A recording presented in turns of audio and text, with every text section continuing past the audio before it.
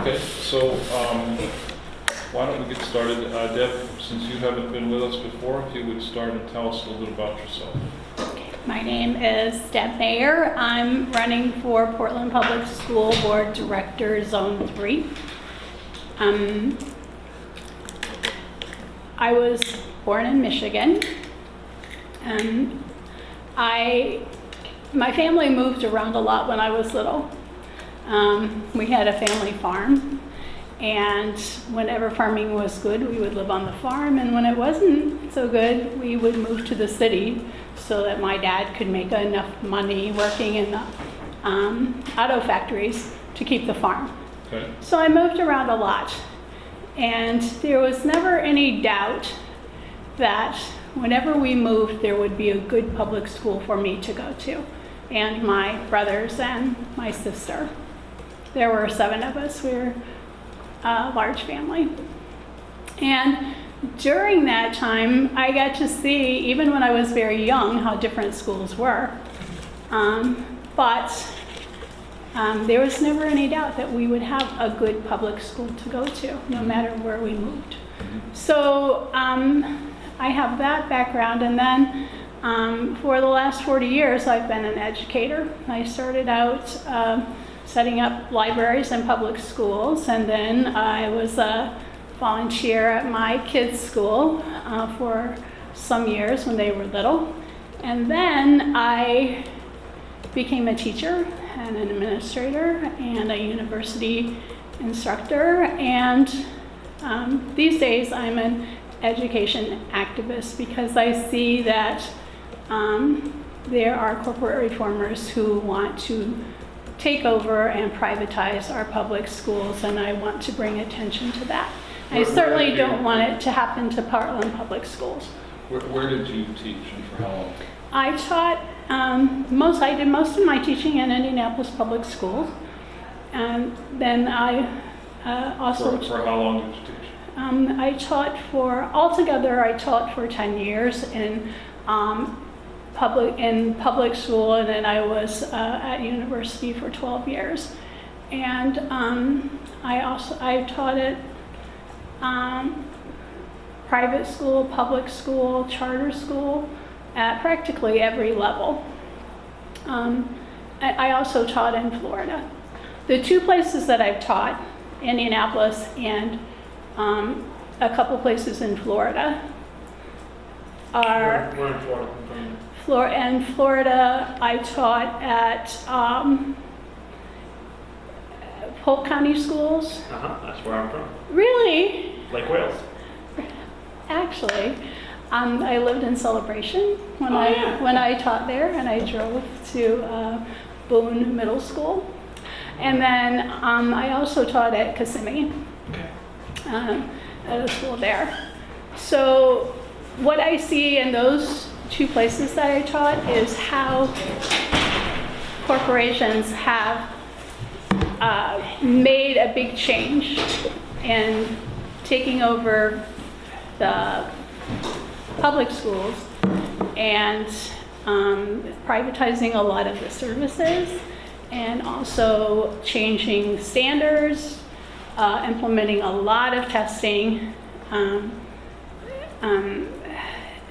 giving in to outside influences that normally public schools didn't have to deal with.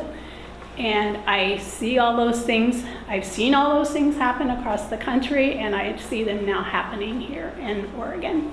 How did you get to Oregon, and when did you come? I have 2 sons that live here. Okay. One is a doctor. One is, well, let's just say now he's a mechanic, but he also is a civil engineer, nuclear engineer. Okay. And when did you move here?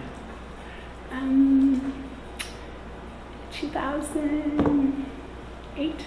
Okay. What have you done since you got here?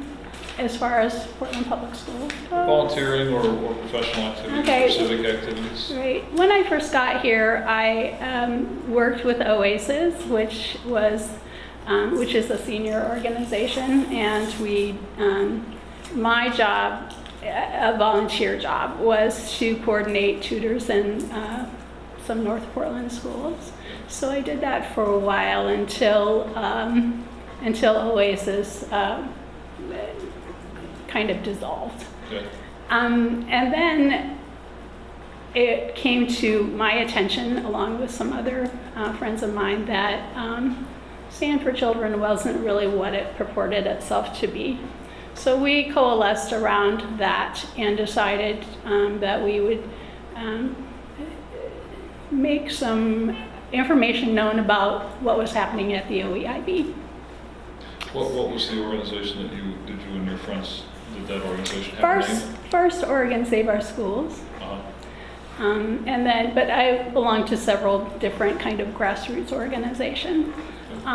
So Oregon Save Our Schools was instrumental, I think, in raising some questions about what was going on with education, especially testing in Oregon. And then I also have a site called Great Schools for America, and I concentrated on EdWatch there. And that is really taking note of the many, many organizations that have influence over our public schools now in the last decade or so. And now, one more, and now I'm on the board, the National Board of Parents Across America, and I am the leader of Parents Across America Oregon here. And we do a lot of work advocating and giving testimony in Salem. On this issue of corporatization of education, or more broadly? Well, the corporatization of education is the broad thing. Okay. I'll give you an example of what we've done this year, or some initiatives that we've looked at. To testing, and the other one has to do with wireless devices and networks in our schools and how that might affect kids' safety. So 5 bills altogether that I worked on. One has to do with the kindergarten assessment, which is really child abuse, and we should get rid of it. The other one had to do with eliminating, and that one died in committee, I think. And the other one has to do with testing, is eliminating essential skills. I think that one still has some life left in it, but basically it's essential skills here in Oregon is like an exam. So kids who take classes, fulfill all the requirements, pass classes, still may not be able to get a diploma because they have to fulfill other requirements. We don't think that's fair. And it also really hurts Oregon's graduation rate because of that. So the other 3, though, were that had to do with wireless radiation and also screen time. And we tried to get you guys to write a story about that whenever they were going through, and still no story. I think it's something important that people would like to know about. You mean on the Wi-Fi issue? Yes, on the Wi-Fi and on the screen time at schools. Also, because it looks like what we're headed for in Portland Public Schools is a lot more screen time for kids. Who's the guy? There's a guy who has some Wi-Fi who emails me a lot. David Morrison? Yeah, if you weren't so extraordinarily unpleasant, you might be more interested in writing about that. Well, I think maybe there are a lot more people than him. And I think that he's passionate about what he believes, and it's not a belief, it's knowledge. And we have other people here like Dr. Martin Paul and other people in the Wireless Education Action that know a lot about this subject, and to just keep that information from people, I think does a disservice to the community. And then also, and I would really kind of like for you to keep that in there, what you just said about David Morrison, because I think that's really unnecessary.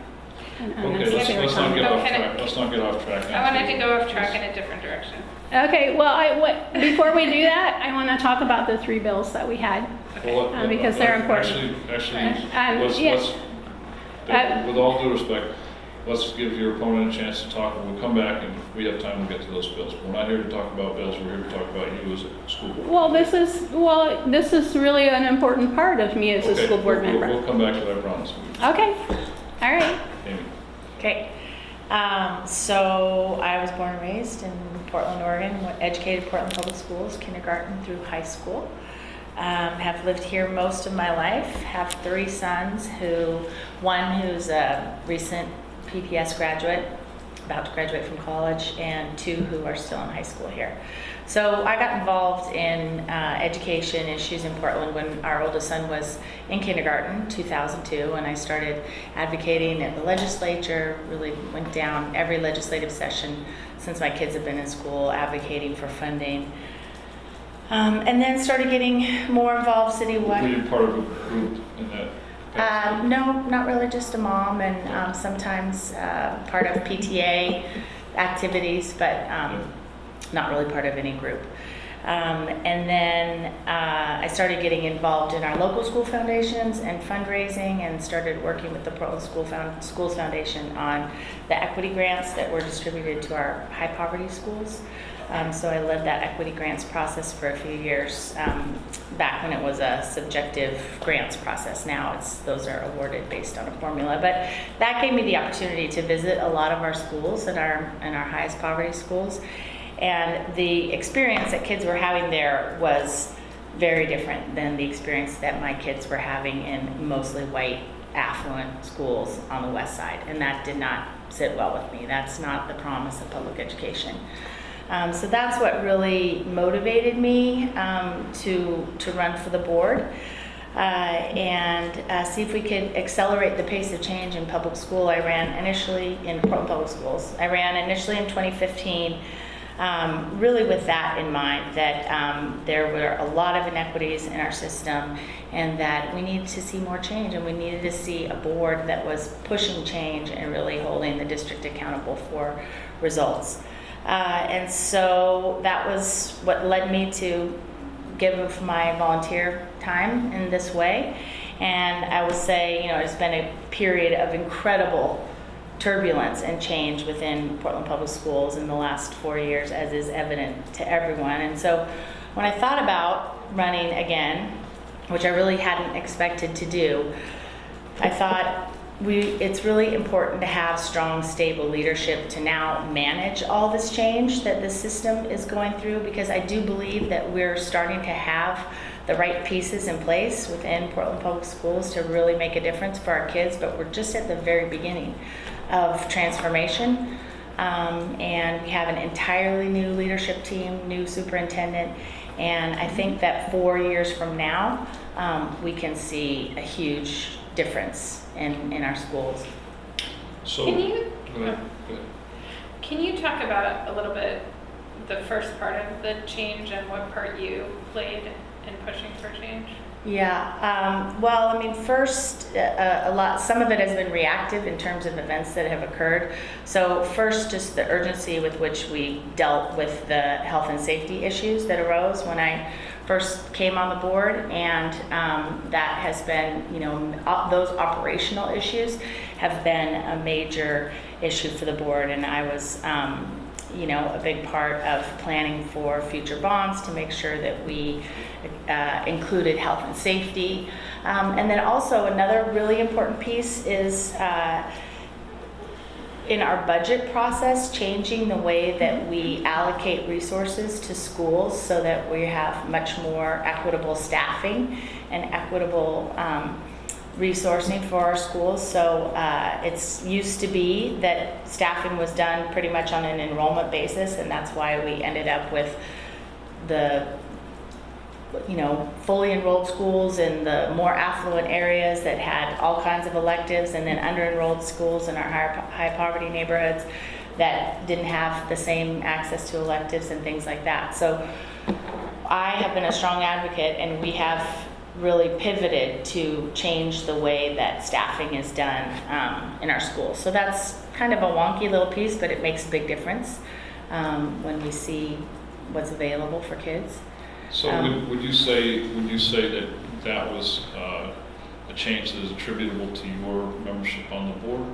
No, I mean, it's a collective effort, but I would say that I was someone who came in at that time talking about how important it was to address these inequities in our neighborhood schools. And, the lever that the board has in that conversation is the budget and the resource allocation. And so that was a collective effort. And then certainly when our new superintendent came in with a whole different range of experiences and ways of doing things, and a real focus on being able on investing to turn schools around. He brought some different approaches to the same problem that we had identified. But your question is also interesting, because as a candidate, it's nice to talk about, I did this and I did that, and that's my singular impact. But that's really the nature of being a school board member, is that no one member has any more authority than anyone else. So it's really about what can we do collectively. You were vice chair of the board though, for the first 2 years, right? Yeah. Mm-hmm. So you realize it is a 7-member board and you can't do anything without 4 votes. But if you were to say, here's how my presence on the board changed things for the better for students in this district, what would that be? What would you say that you? I would say that really keeping a focus on our high poverty schools and our historically underserved students. So I feel like in all of our decision making, in all of our budget questions, that's been a priority for me, and I feel like I have close connections with a lot of our communities of color, and I feel honored that people feel like they can look to me to advocate for these communities and to really orient the district in that way. I think now I would say we have an administration and a school board that has really brought those issues to the fore, and we're embracing that. But that has been a particular priority for me.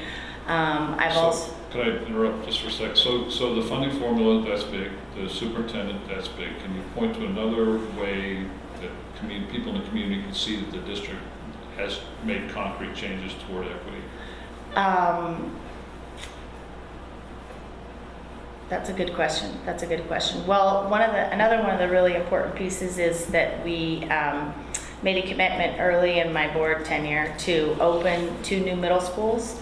Actually 3 with the reconstitution of Ockley Green in the first year, and that was really based on recognizing the need that we need to give middle grades kids in under-enrolled K-8s a quality middle grades education. Those were huge inequities, and that was a really difficult push at that time, particularly because we ended up plowing through with that at a time of great dysfunction and leadership transition for the district.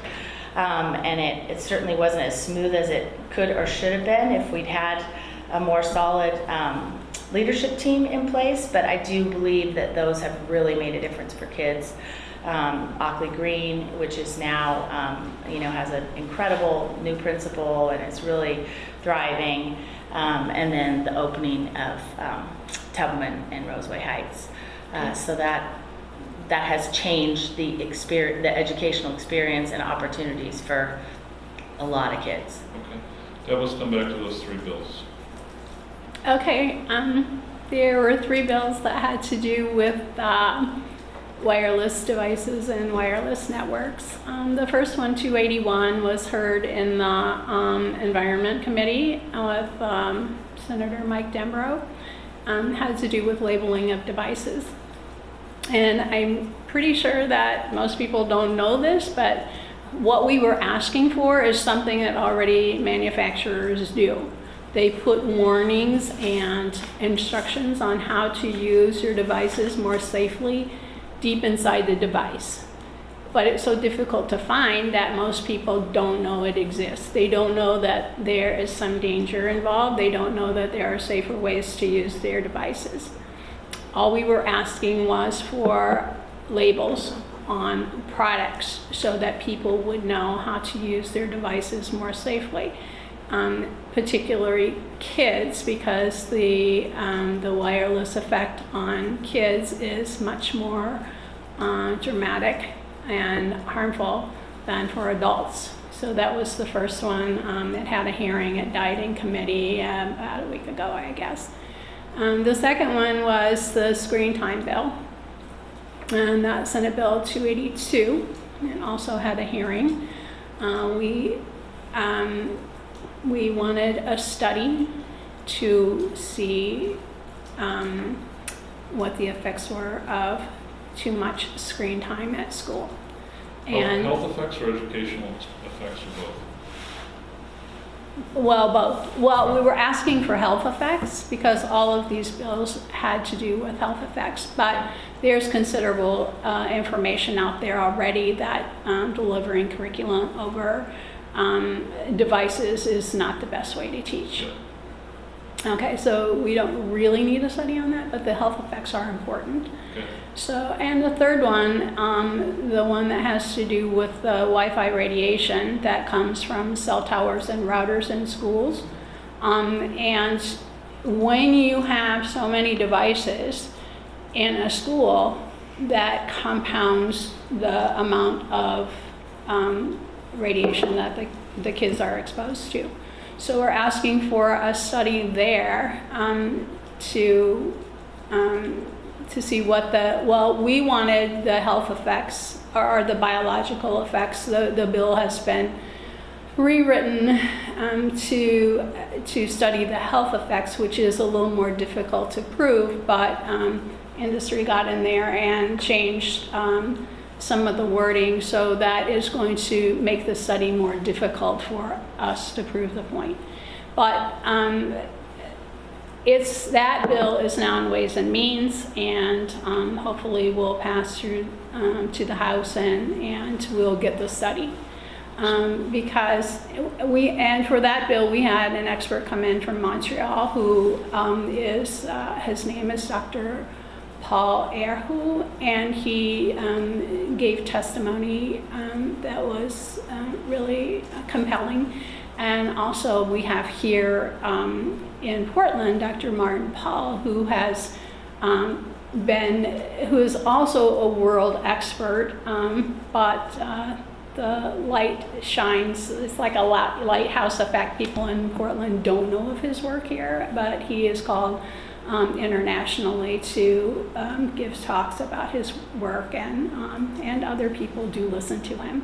So we have all this information and all of this work that we wanted to get out there in front of the public, and we thought by bringing these bills to the legislature, we would get at least some coverage of the health effects that all of these things might have on kids. And I'll just give you a few examples. For pregnant women who are carrying children, the way they hold their cell phone can affect the fetus. So that's one health effect. Another is girls who carry their cell phones in their bras. There's been a lot of breast cancer, and the curious thing about that is that the tumors are in the same shape as the cell phone. So that's pretty convincing. For boys, it is carrying cell phones in their pockets, and that affects their reproductive organs and changes the DNA. And for kids at school, having laptops on their laps is detrimental also to, the devices are right by their reproductive organs also. But Deb, how does this relate to your candidacy? how does that relate to my candidacy? Yeah. Well, I think that one of the things that we're asking is that we make schools a safe place. Okay.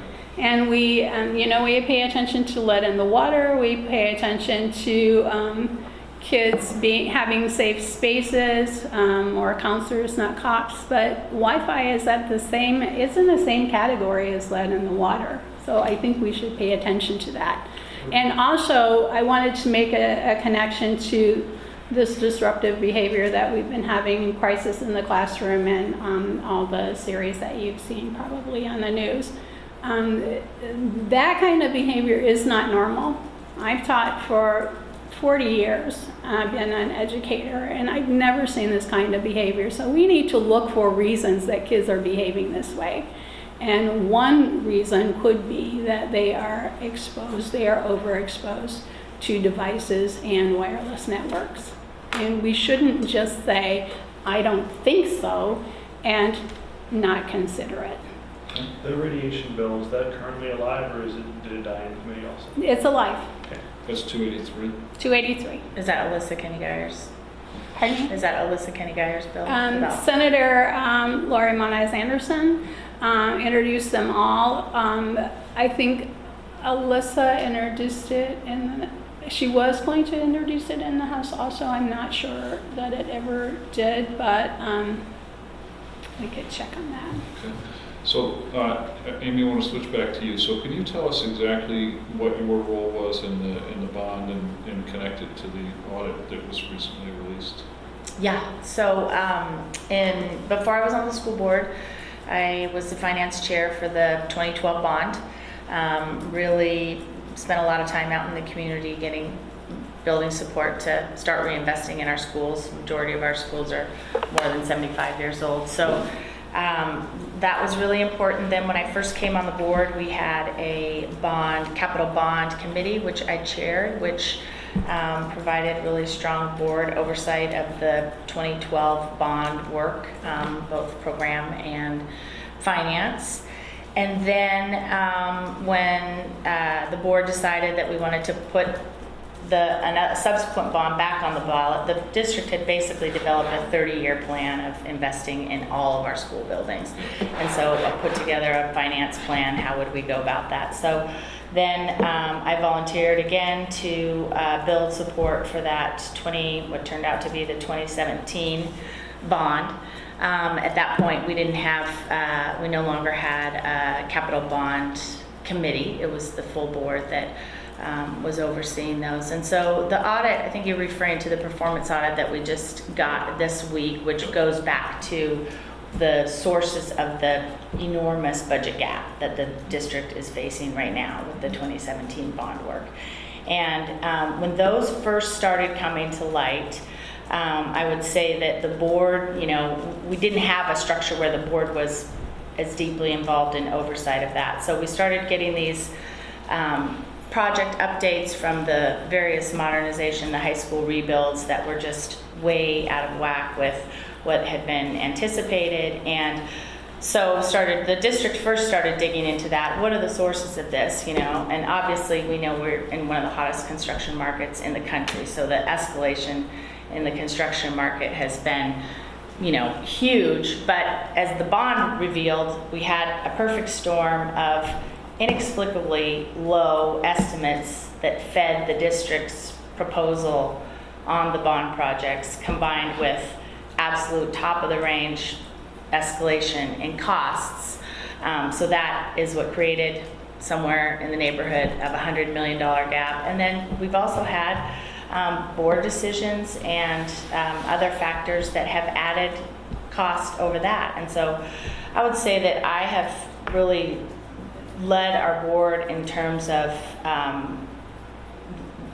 looking at what is our role in terms of tight management moving forward on some of those other factors that we can't control. We can't control the issue that came forward in the audit. Makes no sense in terms of why the information that came forward to the citizen committee and then to the board was on the very, very low range in terms of the cost estimates. Does it though? Does it what? Does it not make sense? My operating theory, and I think a reasonable construction management approach would be, under promise, over deliver, particularly with public funds, like always. You never want to be on the low end of those estimates. And what is really unfortunate is that the board and the citizen committee didn't have visibility into these external estimates were done. We had the staff estimates, and I will say at that time, this was a team that had managed the 2012 bond pretty well. I mean, all those projects came in on time, on budget, well managed, and so. My vague recollection of that time was that there was like a lot of worry that all three schools couldn't fit into this bond, that Benson, Madison, and Lincoln couldn't fit in, that like there was like a lot of pressure on the board around that from the committee.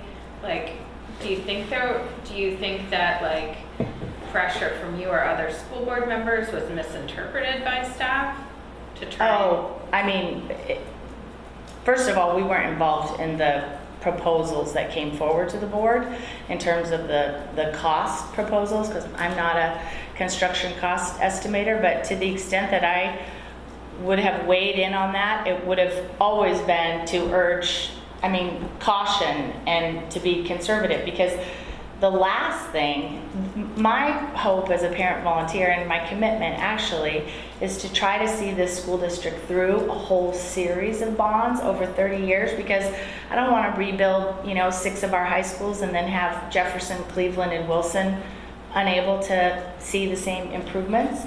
And so the only way that we can do that is by earning and maintaining the voters' trust. The way that we earn and maintain the voters' trust is by delivering projects on time, on budget, well managed. And so that's part of what's so strange about anyone lowballing any estimates, because why would you want to put yourself in a position where you're not going to be able to deliver? Well, there was the issue of the failure of the earlier bond, right? 2011. Right, so Yeah. that bond failed in part because people raised questions about whether it was viable, doable, practical. Yeah, So there I would was be- one of those people. There would be political pressure on the board in 2016 to say it's going to cost 80% of X, not X, so we get the money, and then we hope that we can deliver the project. Yeah, In other words- that to me seems completely irresponsible. And I would also say, as far as conversations around costs, like Kellogg Middle School was, staff proposed that sort of late in the game. There was no community expectation. It was that, oh, we think that we can afford to do this. Okay, great. So if anyone thought that those budgets were unreasonable, you would have reduced the scope. You would have pulled Kellogg, or you would have phased Benson.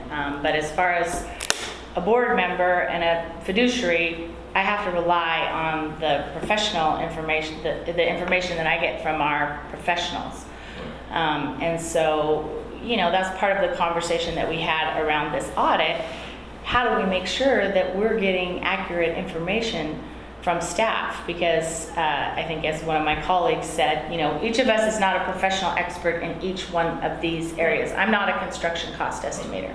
But when there's a team that has just successfully managed and delivered, $600 million worth of work on time and on budget, and they bring a new proposal forward and they say the practices, the estimating practices and such are the same as they were there, and this is what it's going to cost, we need to be able to believe that. So moving forward, this is part of what we're talking about. How do we make sure that we have different systems in place so nothing like this can ever happen again? Well, who do you feel should be called accountable for that? Well, unfortunately, this is a relic of a period of extraordinary churn in the district. And the leadership is gone of the Office of School Modernization and Business and Operations. I mean, the leadership that we have in the district right now, every single member of the senior leadership team has turned over in the last 4 years. So we're operating in a very different environment now, but my concern is, how do I make sure I'm getting good information, and how do we make sure that we have the systems in place that are best practices, not just in this, but in everything. Do you have any suspicion that there was malfeasance involved? I don't, because it doesn't make sense to me that any of the staff involved would have any reason to intentionally make that mistake or knowingly do that, because then presumably they thought they were going to continue in a position of responsibility and have to deliver on those projects. Well, why would you put yourself in a position where... Well, they didn't, though. They rolled. In the construction industry, it's called low bid and change order, right? Uh-huh. You intentionally low bid a contract, and then you count on getting change orders, which makes the job much more expensive, and that's essentially what happened with this bond. We the public were presented with a low bid that was, as Yeah. you said, Yeah. inexplicable, but the costs went up, and so the companies that got the work got a lot more money than you thought you were going to pay. You, the board, thought you were going to pay them. So, Yeah. So it hasn't occurred to anybody that this might have all been intentional. On whose part? Well, so the construction companies that are doing this work, and I'm not suggesting that they did anything wrong, but they're getting paid a lot more Right. money than the district thought they were going to be paying them. That's a powerful incentive for people to make a mistake. Right, but that's a more diabolical I think, about but the why. estimates came from within PPS. Yeah, but I understand what you're saying. The lowball estimate was made at the top of the Office of School Modernization. Yeah, Right, so yeah. they make a low ball estimate, and the construction companies get paid a lot of money. Yeah, I mean, we're kind of going far down this road, but part of the costs, a huge part of the costs that we're seeing are actual hard costs. So it's not profit. And another huge part of the budget that we have now is contingent. We've gone to extremely conservative in terms of contingencies and soft costs, and even a whole new category that called the market volatility cost, which means this market is so crazy right now that I'm going to put in 3x in this subcategory because I might not get any subcontractors to bid on it because they might not have any labor. Right, so why will it be different in the future? Well, first of all, I believe in the leadership that we have on that side of the house, from the top, which is our Deputy Superintendent of Business and Operations, Claire Hertz, through the Office of School Modernization team, and in particular, systems that have been put in place for cost estimating that lines up with best practices, and also demanding that there's more transparency about those processes with the board. And that's something that's really important to me, and also important on the other side of the budget problem, which is the problem with the increased scope, and we've added to these projects, so the total cost overrun is not just a artifact of the low estimates. It's also increased scope and some other decisions that have been made, and I think we need to be tough as a board. Actually, part of the reason I'm running is because I think this is one of the critical issues that needs stable and strong leadership to be tough on managing costs on those projects. And I've called for, I think if you can go back and look, I've been really our most vocal board member in terms of calling for external cost validation, which we didn't have before, for looking at getting information about other markets in all kinds of categories of this work, really serious value engineering exercises on each one of the projects, and we're already starting to see that's bringing down some costs on the modernization project. So that's moving forward. That's a really important piece to make sure is managed well. So if I could shift you for a second to the audit the Secretary of State's office released earlier this year. One of the points that we've seen before is that other large districts in Oregon, none of which is as big as Portland, but some of which are in the same ballpark, often do better with less. They do better with student attendance, they'll do better with graduation rates, they'll do better with a lot of very basic markers. You read that out, I'm Yep, sure. yep. So I actually think that's one of the most salient points in there because we do tend to have a higher need population, but we also have a levy that gives us, more funds for more teachers. And so I think that's one of the most important pieces that has come out of there is what is the value of the strategies that we have in place? And as a district, I will say because we were lacking in so many systems, both on the education side of the house, curriculum and instruction all over, has been very difficult as a board member to make budget decisions and know what's making a difference for kids because we haven't had good information about it. This is part of the transformation that we're starting to see, like evidence that shows we need to invest in this kind of professional development to improve classroom instruction, working with this subgroup of kids, and this is what it's going to cost. That's part of what excites me about this period of transformation as a district is that we will be able to make more evidence-based decisions about we're going to invest in this because we have reason to believe that it's going to have this effect for our kids. And that gets to the heart of your question about what kind of value are we getting for our investments in PPS. Without systems, I think there was a fair amount of throwing spaghetti at the wall. I do see that starting to change. Rachel? Questions? Are you asking me? Oh, yes. I think we're getting close to the end at this point. Right. Would you like to ask Deb your owner a question? We'll give her a chance to ask you a question as well, something we often do with candidates. Sure. There's, I'm going to ask a question about all hands raised because I know you had something to do with that. Mm-hmm. There's been a reorganization or merging of the school foundations, and there is some kind of agreement or relationship between All Hands Raised and the foundations with a group called Strive Together. Mm-hmm.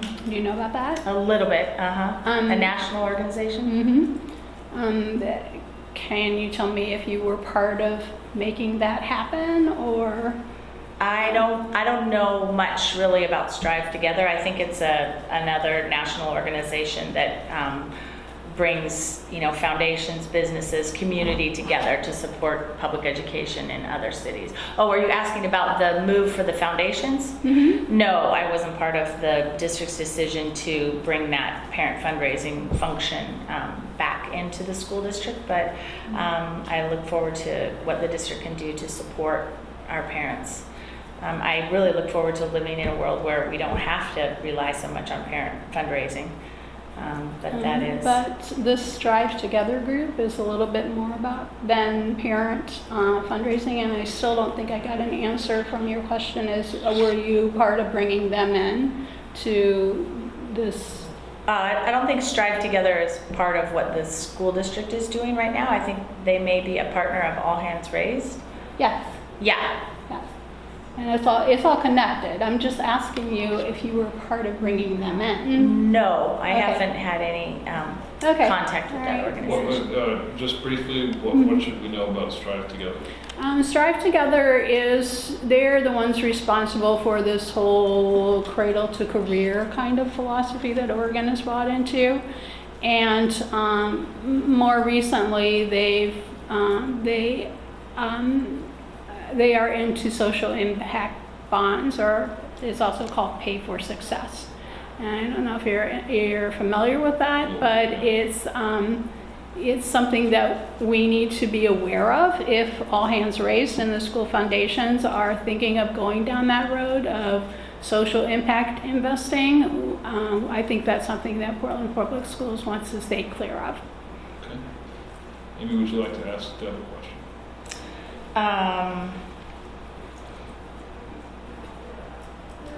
No, I've appreciated Deb's testified before our board before.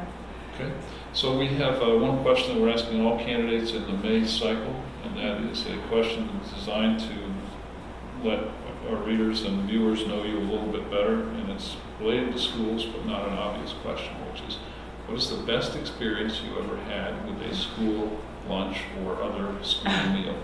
Now, you've been in the buildings as a teacher and educator as well, so you can Right. answer, I think you probably mostly as a student, so I know it's a little bit of an offbeat question.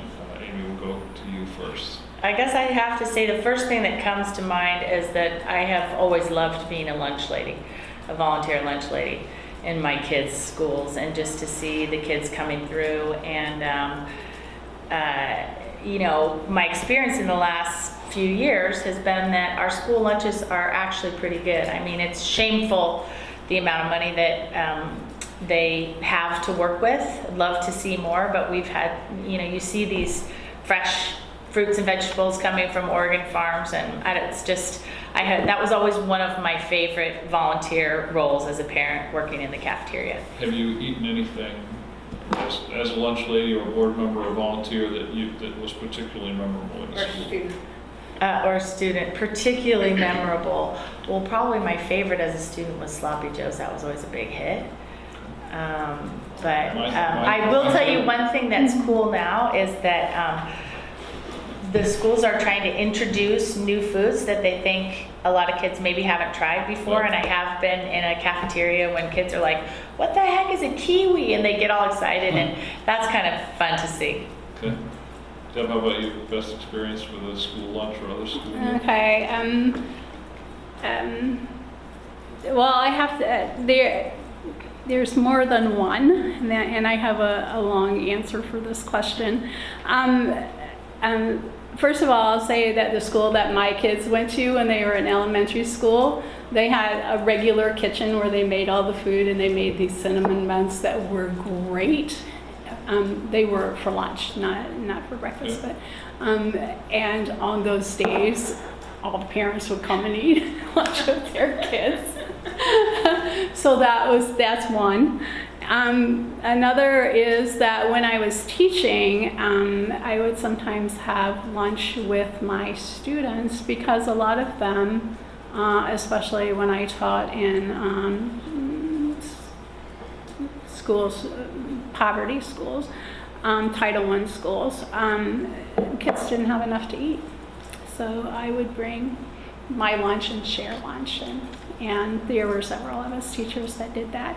But the thing that I want to expand a little bit on here is that I wrote an article that appeared in the Washington Post a few years ago, although this incident that I'm talking about happened many years ago. It happened, and it's back in the 80s, that in New York City, for some reason, there was some inexplicable reason that test scores in New York City rose 11%. That's just unheard of. And nobody could figure it out. So they started looking at all the interventions. The intervention that made the most difference was giving kids good food to eat. And they had a way to prove, because at that time most everybody took the California Achievement Test, even in New York City, and across the nation, it was noticed that New York City, because every kid was involved, they fed 1 million kids good lunches, and that's what made the difference in test scores. So when we talk about, looking at the differences that the interventions that we do make for kids, we ought to not just look at professional development or a curriculum, but we need to look at the things that really make school a great place for kids to come. And I had on my desk this little Kermit the Frog that said, lunch as a rule is the best part of school, and for kids, that's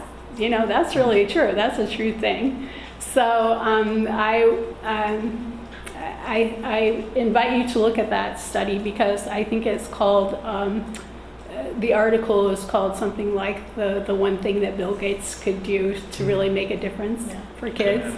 Can I take a quick minute to just go back to your question Sure. about impact?